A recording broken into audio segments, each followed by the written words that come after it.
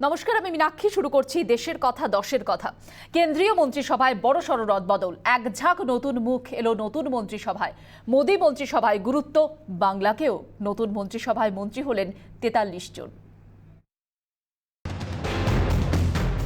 লক্ষ্য ২০২৪, আর সেই লক্ষ্যে এখন থেকেই ঘর গোছাতে শুরু করলো গেরুয়া শিবির। কেন্দ্রীয় মন্ত্রিসভায় ঘটানো হলো বড়সড় রদবদল। ১৯ লোকসভা ভোটে বিপুল সংখ্যাগরিষ্ঠতা নিয়ে দ্বিতীয়বারের জন্য বিজেপি কেন্দ্রের মসনদে বসার পর এটাই প্রথম মন্ত্রিসভায় রদবদল। নতুন মন্ত্রিসভায় মন্ত্রী হলেন মোট ৪৩ জন। নতুন মন্ত্রিসভায় লক্ষণীয়ভাবে নতুন মুখ ২৪। সেই সঙ্গে জোর দেওয়া হলো তারুণ্যেও। নতুন মুখ হিসাবে শপথ নেওয়া মন্ত্রীদের মধ্যে উল্লেখযোগ্য জ্যোতিরাদিত্য সিন্ধিয়া, অনুরাগ ঠাকুর, সর্বানন্দ সোনোয়াল, মীনাক্ষী লেখি, কিরেন রিজিজু, ভূপেন্দর যাদব, নারায়ণ রানে। তরুণদের পাশাপাশি উচ্চশিক্ষিতদেরও মন্ত্রিসভায় বিশেষ প্রাধান্য দেওয়া হয়েছে। নতুন গঠিত সমবায় মন্ত্রকের জন্য নতুন মুখ দেখা গেল কেন্দ্রীয় মন্ত্রিসভায়। করোনার দ্বিতীয় ঢেউয়ের ধাক্কা সামলে অনেকটাই ঘুরে দাঁড়িয়েছে দেশ। এবার তৃতীয় ঢেউ নিয়ে সতর্ক করছেন বিশেষজ্ঞরা। এই পরিস্থিতিতে মন্ত্রিসভায় রদবদল বিশেষ তাৎপর্যপূর্ণ বলেই মনে করছে রাজনৈতিক মহল। করোনার ধাক্কায় বেসামাল অর্থনীতি।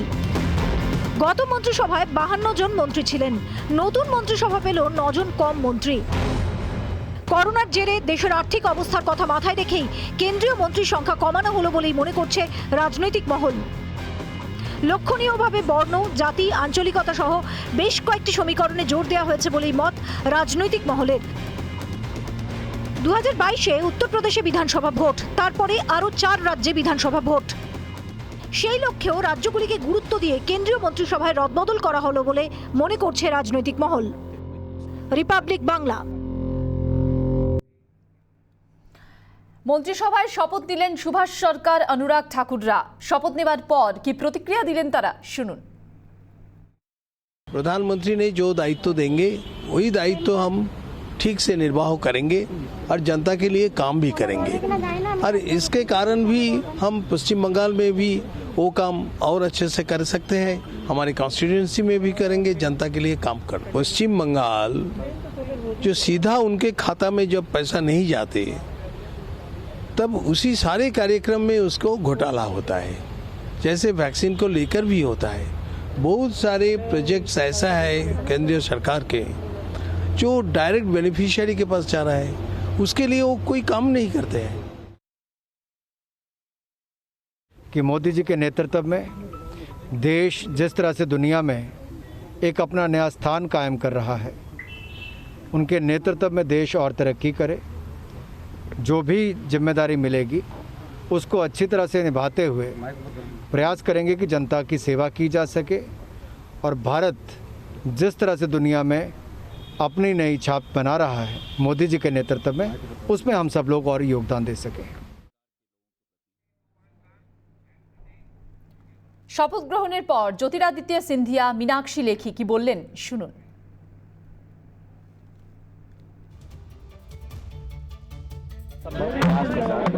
उनके आशाओं पर खड़े उतर पाऊं। सर लंबा इंतजार करना पड़ा आपको। अब इससे ज्यादा मैं और कुछ अभी कहने नहीं वाला हूँ। अभी हम लोगों को बहुत मौके मिलेंगे चर्चा करने के लिए। मैं इतना ही आज कहना चाहता हूँ। देखिए, आप मुझे जानती हो कि 20 साल से कि जो भी जिम्मेदारी दी जाती है कार्यकर्ता के रूप में मैं जरूर कार्य करूंगा और हर संभव प्रयास मैं जरूर करूंगा।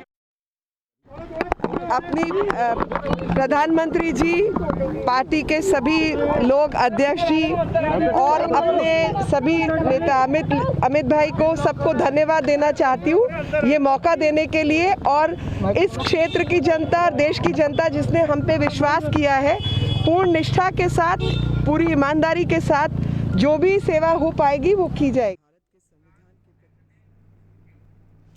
মোদী মন্ত্রিসভায় রদবদলে বড় চমক। মন্ত্রিত্ব থেকে ইস্তফা হর্ষবর্ধন, রবিশঙ্কর প্রসাদ, প্রকাশ জাভড়েকরের। 3 হেভিওয়েট মন্ত্রী সহ ইস্তফা মোট 12 জনের। বাংলা থেকে সাংসদ নির্বাচিত 2 প্রতিমন্ত্রী ছাড়াও ইস্তফা দিলেন 10 জন। মোদী সরকারের দ্বিতীয় ইনিংসে প্রথম কেন্দ্রীয় মন্ত্রিসভার রদবদল 2024-এর লক্ষ্যে ঘটানো হলো বড়সড় রদবদল। রদবদলে বড় চমক, হেভিওয়েট 3 মন্ত্রীর ইস্তফা। বাংলার 2 প্রতিমন্ত্রী সহ ইস্তফা দিলেন মোট 12 জন। নতুন মন্ত্রিসভার শপথ গ্রহণের আগেই ইস্তফা দিলেন হর্ষবর্ধন, রবিশঙ্কর প্রসাদ, প্রকাশ জাভড়েকর, রমেশ পোখরিওয়াল, সন্তোষ গাওয়ার, সদানন্দ গৌড়া, संजय धोत्रे, रतनलाल काटारिया, प्रताप चंद्र सारंगी, थावर चंद्र गहलोत। केंद्रीय स्वास्थ्यमंत्री छिलेन सद्य प्राक्तन मंत्री हर्षवर्धन। रविशंकर प्रसाद छिलेन आईन, इलेक्ट्रनिक्स, तथ्य और प्रযুক্তি मंत्री। प्रकाश जावड़ेकर छिलेन केंद्रीय परिवेश मंत्री। করোনার দ্বিতীয় ঢেউ সবে সামলে উঠেছে দেশ। এই পরিস্থিতিতে কেন্দ্রীয় স্বাস্থ্যমন্ত্রী হর্ষবর্ধনের ইস্তফা তাৎপর্যপূর্ণ বলেই মনে করছে রাজনৈতিক মহল। ওটিটি প্ল্যাটফর্ম ও সোশ্যাল মিডিয়াগুলিকে নিয়ন্ত্রণ করতে সম্প্রতি নতুন তথ্য প্রযুক্তি আইন এনেছে কেন্দ্র। নয়া আইন নিয়ে টুইটারের সঙ্গে বিবাদ বেঁধেছে কেন্দ্রের। এই আবহে রবিশঙ্কর প্রসাদের ইস্তফাকে গুরুত্বপূর্ণ ইঙ্গিত হিসেবেই দেখছে রাজনৈতিক মহল। রিপাবলিক বাংলা। বাংলা পেল 4 জন মন্ত্রীকে। স্বভাবতই এটা বড় প্রাপ্তি বলছে রাজ্য বিজেপি। তৃণমূল কংগ্রেসের দাবি, মন্ত্রী পেয়ে কোনো লাভ হবে না।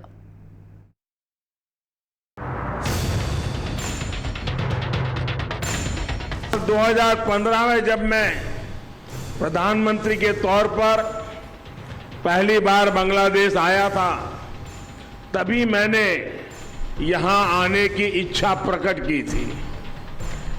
वो मेरी इच्छा, वो मेरी कामना आज पूरी हुई है। कहती है जब तक मैं हूं मतवा समाज और नाम शूद्र समाज को नागरिकता नहीं मिलेगी। अरे दीदी, कब तक हो आप? कब तक हो? 2 मई को आपकी विदाई निश्चित है। भारतीय जनता पार्टी की सरकार आने वाली। বাংলায় 21শে নির্বাচনী প্রচারে এসে বাংলার মানুষের বঞ্চনার কথা বারবার তুলে ধরেছিলেন প্রধানমন্ত্রী নরেন্দ্র মোদী থেকে কেন্দ্রীয় স্বরাষ্ট্রমন্ত্রী অমিত শাহ সকলেই। বাংলার সঙ্গে তার আত্মিক সম্পর্কের কথা বারবার বলতে শোনা গিয়েছে নরেন্দ্র মোদীকে। 2014 লোকসভা নির্বাচনের আগে বেলুর মঠে এসে বাংলার সঙ্গে তার নারীর টান রয়েছে বলে জানান মোদী। বাংলার সম্পর্কে এত কথা বললেও বাংলার 18 জন সাংসদের মধ্যে কজন মন্ত্রী পেলই বাংলা, এই প্রশ্ন ঘোরাফেরা করছিল রাজনৈতিক মহলে। সেই সমস্ত প্রশ্নের কি উত্তর মিলল আজ? মোক্ষম চাল প্রধানমন্ত্রী নরেন্দ্র মোদীর। মোদীর নতুন মন্ত্রিসভায় ঠাঁই বাংলার 4 সাংসদের। শান্তনু ঠাকুর, সুভাষ সরকার, জন বার্লা, নিশীথ প্রামাণিক। কিছুদিন আগে উত্তরবঙ্গে বঞ্চনা নিয়ে মুখ খুলেছিলেন সাংসদ জন বার্লা। পৃথক রাজ্যের দাবি তুলেছিলেন তিনি। 11 ক্ষমতায় আসার পর উত্তরবঙ্গের উন্নয়নের জন্য উত্তরকন্যা গড়ে তোলেন মুখ্যমন্ত্রী মমতা বন্দ্যোপাধ্যায়। উত্তরবঙ্গের চা শ্রমিকের দুর্দশা থেকে নারী পাচার কোনো কিছুই বাগে আনতে পারেনি রাজ্য সরকার বলে অভিযোগ করে বিরোধীরা। উত্তরবঙ্গের অনুন্নয়নকে ইস্যু করে 19 লোকসভা নির্বাচনে ভালো ফল করেছিল বিজেপি। 10 বছর ক্ষমতায় থাকার পরও 21 নির্বাচনে প্রচারে গিয়ে মুখ্যমন্ত্রীকে বলতে হয়েছিল তাকে যেন উত্তরবঙ্গের মানুষ ফিরিয়ে না দেন।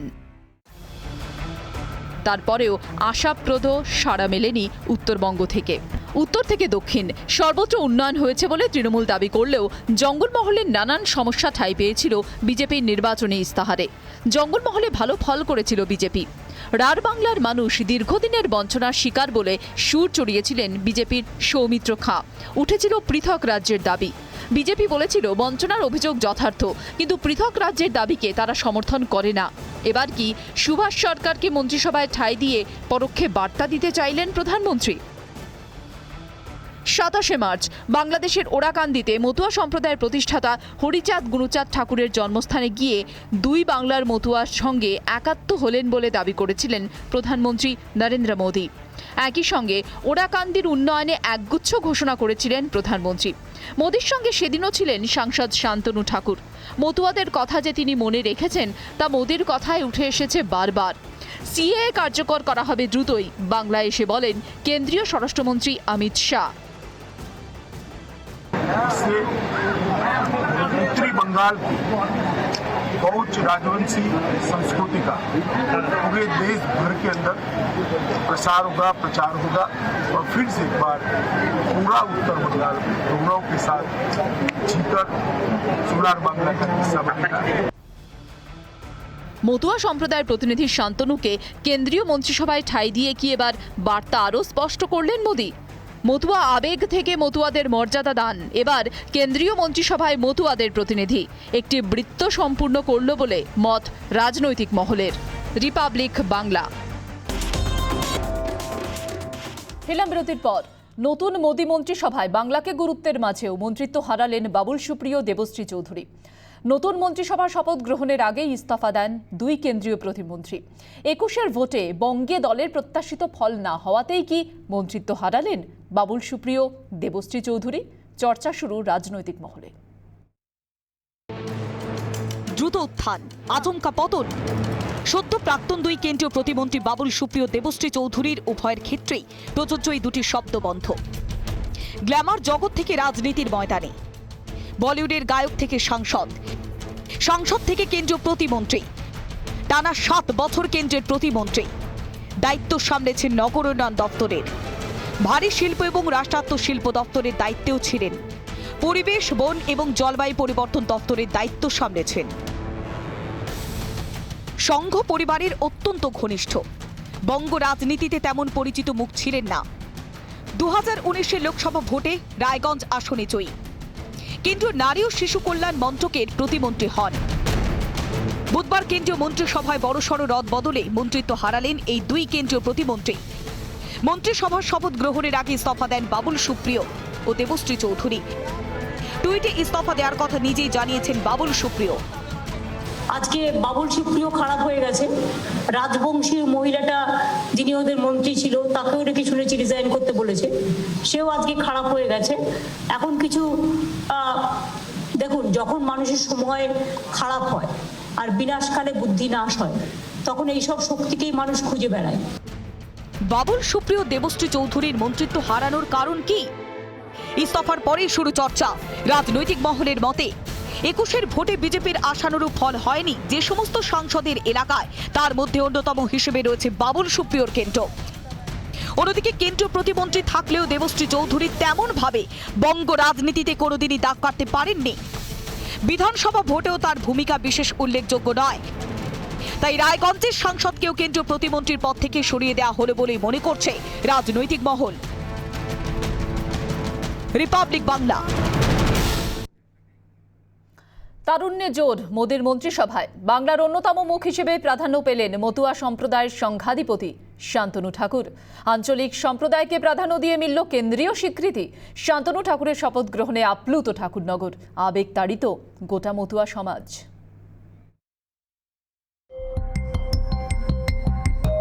27 মার্চ 2021 বাংলাদেশের ওরাকান্দিতে মতুয়া সম্প্রদায়ের প্রতিষ্ঠাতা হরিচাঁদ গুরুচাঁদ ঠাকুরের জন্মস্থানে প্রধানমন্ত্রী দুই বাংলার মতুয়াদের সঙ্গে একাত্ম হলেন বলেই সেদিন মন্তব্য করেছিলেন নরেন্দ্র মোদী।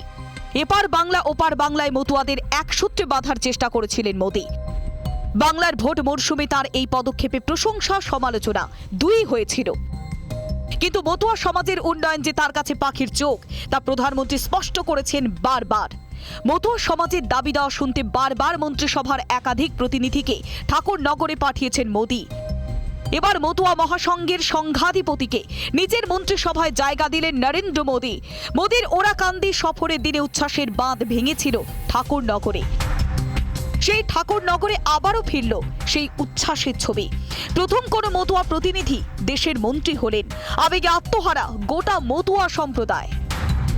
গর্বের একটা সীমা নেই, পাহাড় সমতুল্য। আসলে এটা আজকের কাহিনী তো নয়, অন্তত 70-75 বছর আগে থেকে এই আন্দোলন শুরু হয়েছে, মতুয়াদের জাগরণের আন্দোলন। রাজ্যের মন্ত্রী ছিলেন শান্তনু ঠাকুরের বাবা মঞ্জুল কৃষ্ণ ঠাকুর। নির্বাচনী রাজনীতিতে প্রবেশ করেই নজর কাড়েন শান্তনু। মোদীর মন্ত্রিসভায় জায়গা পেলেন শান্তনু ঠাকুর। 2019 সালে লোকসভা নির্বাচনে বিজেপির প্রার্থী হিসেবে তার পথ চলা শুরু। প্রধানমন্ত্রী নির্বাচিত একমাত্র প্রার্থী ছিলেন শান্তনু। বনগাঁ লোকসভা কেন্দ্রে পরাজিত করেন হেভিওয়েট মমতা বালা ঠাকুরকে। বর্তমানে মতুয়া মহাসংঘের সংঘাধিপতি শান্তনু ঠাকুর।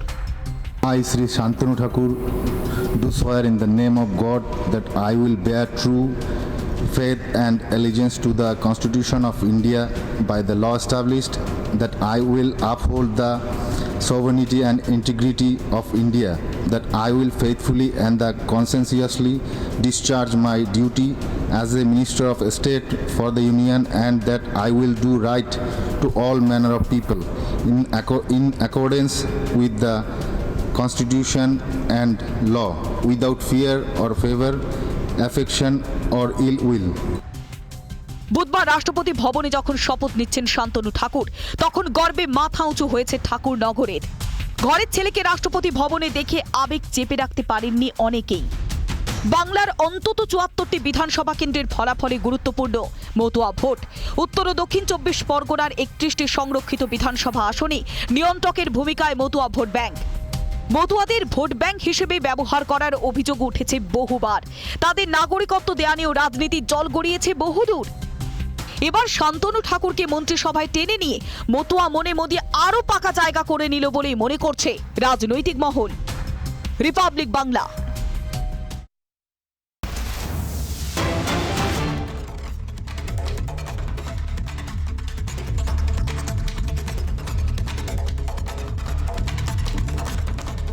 কেন্দ্রীয় মন্ত্রিসভা শপথ গ্রহণের পর করা হলো দপ্তর বন্টন। দপ্তর বন্টন, কে কোন দপ্তর পাচ্ছেন সেই তথ্য তুলে ধরছে রিপাবলিক বাংলা। প্রথম, বেশ কয়েকজন কেন্দ্রীয় মন্ত্রীর হাতে বাড়তি মন্ত্রকের দায়িত্ব।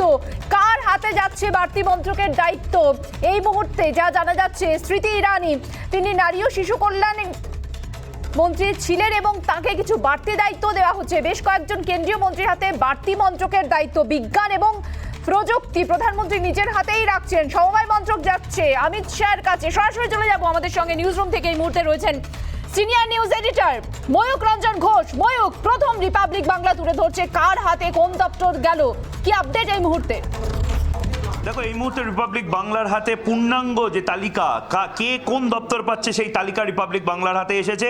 যেমনটা তুমি বললে, অমিত শাহ, কেন্দ্রীয় স্বরাষ্ট্রমন্ত্রী অমিত শাহ, প্রধানমন্ত্রী যে কোঅপারেশন মিনিস্ট্রি তৈরি করেছেন, সমন্বয়ের জন্য যে মিনিস্ট্রি, সমবায় মন্ত্রক যে তৈরি করেছেন, সেইটি অমিত শাহর হাতে চলে গেল। এবং রেল এবং আইটি, অত্যন্ত গুরুত্বপূর্ণ দুটো মন্ত্রক, রেল এবং আইটি, সেটাকে ক্লাব করে দেওয়া হয়েছে। অর্থাৎ রেল এবং আইটি একই সাথে চলে গেল অশ্বিনী বৈষ্ণবের কাছে। অশ্বিনী বৈষ্ণব দীর্ঘদিন ধরে কর্পোরেট সেক্টরে কাজ করেছেন। ওয়াটন স্কুল থেকে উনি অ্যালুমনি, উনি প্রাক্তনী। ওয়াটন স্কুলের মতন একটি অত্যন্ত আন্তর্জাতিক মানের, অত্যন্ত বড় স্কুল, আন্তর্জাতিক মানের মিডিয়া বিজনেস স্কুল থেকে।